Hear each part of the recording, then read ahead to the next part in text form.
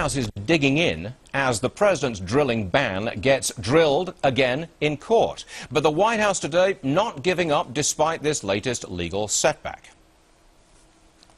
We want to keep the moratorium in place until we get to a level where we can provide a sense of safety to the American people that drilling can, in fact, continue.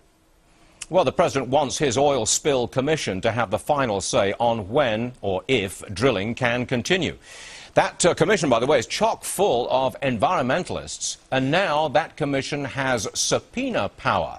My next guest, the only one to vote against that move. He is Texas Republican Ron Paul. Congressman, as always, welcome to the program.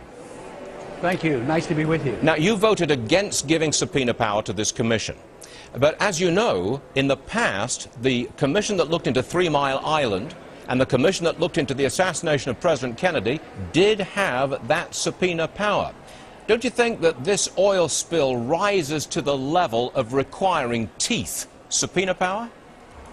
Are you sure those commissions were set up by executive order, or could they have been set up by the Congress? Usually these commissions are set up by the Congress. My objection is the process.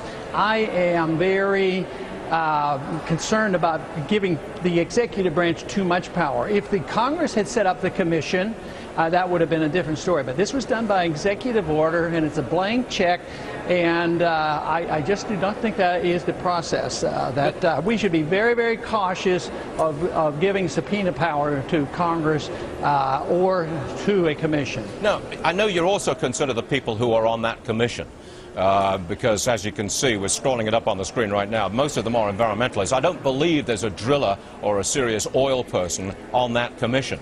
But again, to return to your point about executive power, overreach maybe, again, doesn't this rise to the level of such a disaster that maybe the federal government really has to just get in there and do it?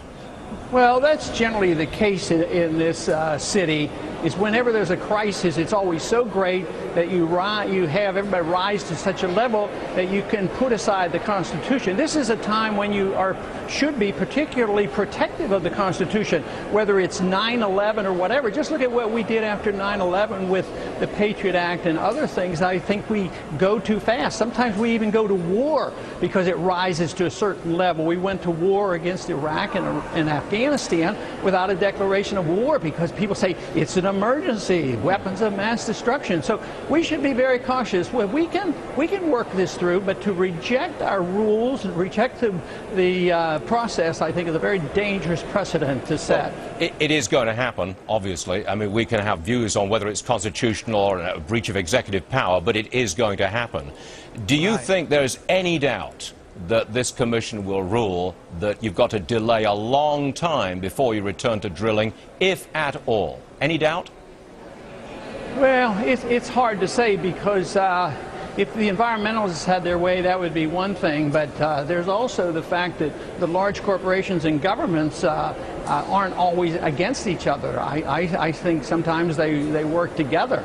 And, you know, BP is all for cap and trade, and they get a lot of benefits from our military protection in the Persian Gulf, so who knows what will come of it. So, but we definitely need to find out, and you know my position has been that they're 100% responsible for all those who are injured, and we do need to know, but we don't want to just keep giving more power to the president. Say, oh. Okay. Executive order, yep. You know, neat little deal. Okay. Congressman Ron Paul, always a pleasure. Thanks for joining us again, sir. Appreciate it. Thank you.